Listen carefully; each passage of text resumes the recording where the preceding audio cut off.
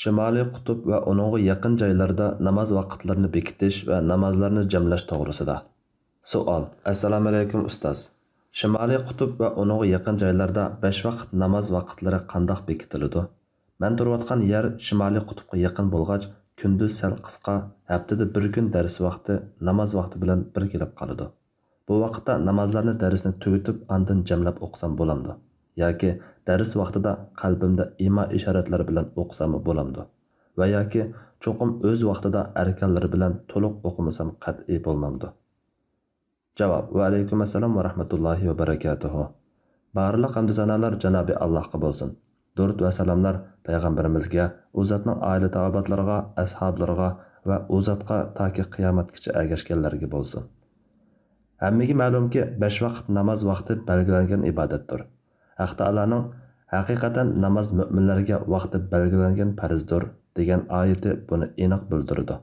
Bu vaqtda boshqa oyatlarmi har bir namozning dastlabki va oxirgi vaqtini belgilagan yoki namoz o'qishga bo'lmaydigan vaqtlarni ko'rsatgan sahih hadislarmi bor. Lekin bu turli oyat va hadislar kecha bilan kunduz normal bo'lgan, kun chiqish va petish, shundaqla shafaq qatorliq alomatlar aniq ayriladigan joylarga qaratilgan bo'lib, kecha yoki kunduz necha oy davomlashadigan shimoliy yoki janubiy qutbga o'xshagan yoki shunga yaqin joylarda yuqorqi o'lchamni asos qilishga bo'lmaydi.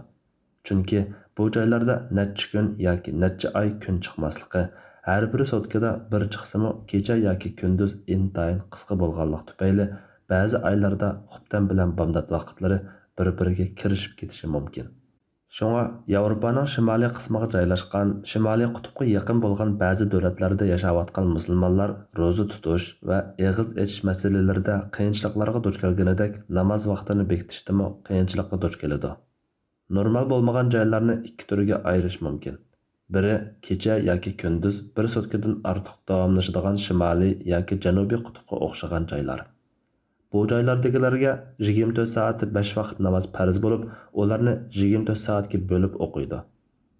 Navvos ibn Sam'an radhiyallohu anhu rivoyat qilgan bir hadisda Rasululloh sallallohu alayhi va sallam Dajjal haqida to'xtaldi.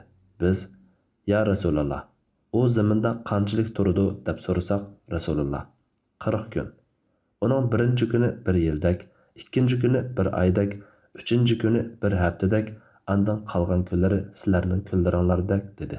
Biz: "Ya Rasululloh, bir yildak ashu bir kunda bizga bir kunlik namoz kifoya qilamdi desak, yo'q. Uning o kundagi 5 vaqt namozni ado qilish uchun odatdagi kunlardek vaqt mo'ljallanlar dedi." Imom Navaviy aytadi: "Uning uchun vaqt mo'ljallanglar deganning ma'nosi har kuni tong otgandan keyin odatdagi kunlardagidek peshin bo'lguncha vaqt o'tsa peshinni o'qinglar. Uningdan keyin odatdagi kunlardagidek asrgacha bo'lgan vaqt o'tsa asrni o'qinglar. Uningdan keyin odatdagi kunlardagidek shamgacha bo'lgan vaqt o'tsa shamni o'qinglar. Xubtannimi shunday qilinglar." Demak, ashu uzun kun oxirlashgacha bomdod, andin peshin, andin asr, andin sham, andin xubtan o'qiydi. Shunday qilib bir yillik namozning hammasi vaqtida o'rindalgan farzlar bo'lgan bo'ldi. Demak, 24 soat ichida 5 vaqt namoz farz bo'lishi aniq. Shariat namozdan ko'zlagan Allohni yod etib turish.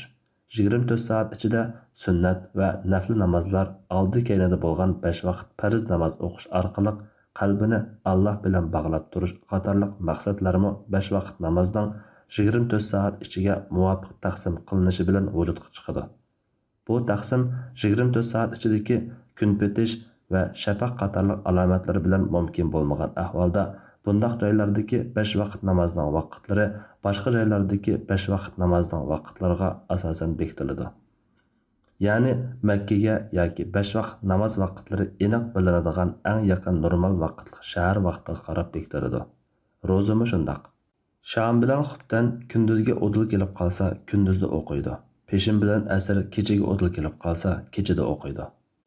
Shayx Rashid Rizo hazratlari bu vaqtdagi bir fatvosida aytadi: "Ikki qutbda yoki uning yaqin joylarda turadigan kishi uchun Alloh taolo 1 yil yoki 5-6 oy davomlashadigan bir kunda faqat 5 vaqt namozni o'qishni farz qilarmi? Hargiz undaq qilmaydi. Bu ulug' Qur'onning hammani bilib turg'uchi Allohning huzuridan tushganligini cho'ng paketlar isbotlagan. Qur'ondagi namoz o'qinglar degan xitobga qaraydigan bo'lsak, uni elib kelgan payg'ambarning zamoni yoki makoni bilan cheklanib qolmagan, balki namoz o'qishga buyurgan. Payg'ambar sallallohu alayhi vasallam namozning vaqtlarini zaminning ko'p qismini tashkillaydigan normal diyorlar ahvoliga qarab bayon qilib bergan. Keyin islom biz yuqorida ishorat qilgan joylarga yetib borganda, u joydagilar namoz vaqtini bekitishda ijtihod qilsa, Alloh taolo buyurgan namozning vaqtlarini payg'ambar sallallohu alayhi vasallam bayon qilib bergan vaqtlarga qiyos qilib mo'ljarlab bekitsa bo'ladi. Lekin qaysi joylarga qarab mo'ljarlaydi?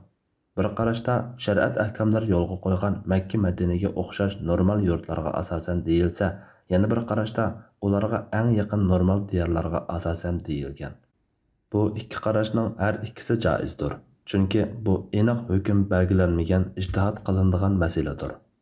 Albatta, shu joydagi musulmonlarning fatvo komitetlari, islom markazlari va musulmonlarga yetakchilik qiladigan o'rinlar bu ikki qarashning birini tanlab musulmonlar o'rtasidagi ittifoqlikni saqlasa bo'ladi. Kecha bilan kunduz normal bo'lmagan joylarning yana bir turi Yevropaning g'arbiy va shimolidagi bir sotkada kecha bilan kunduz ayriladigan, lekin kecha yoki kunduz normal diyorlardagiga qaraganda uzun yoki qisqa bo'ladigan joylardir. Bu joylarda namoz oyat va hadislarda belgilangan vaqtlarda o'qish lozim. Bamdod bilan xubdan vaqtlari giralishib ketadigan, ya'ni shafaq g'oyib bo'lguncha tong atib ketadigan chog'larda yuqorida aytganimizdek shu joydagi fatvo komitetlari ijtihod qilib eng yaqin normal joylarga qiyos qilsa bo'ladi. Boshqa namozlarni belgilangan vaqtlarda o'qiydi. Masalan, ularga eng yaqin normal diyorlarda kun patib 1 soatdan keyin shafaq g'oyib bo'lib, kecha soat 8 bo'ladigan bo'lsa, xubtanni kun patgandan 1 soat keyin o'qisa bo'ladi.